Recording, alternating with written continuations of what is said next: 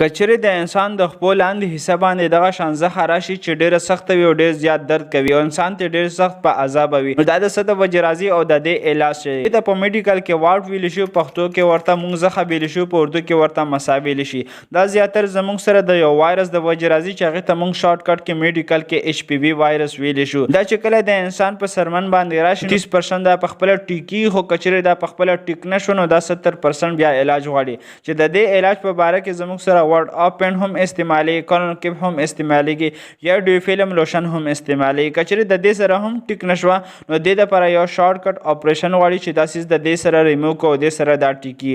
کله هم چې د دې تاسو علاج کوئ نو د دې کانډیشن مطابق په علاج کیږي. دې نه د بچ کېدو دپاره اهم قیمتي خبره دا ده چې تاسو د صفایي خیال وساتئ. دغه شان میډیکل انفارمیشن دپاره زموږ سره اوسئ او دا ویډیو در سره مخکې شیر کړئ. شکر یا الله حافظ.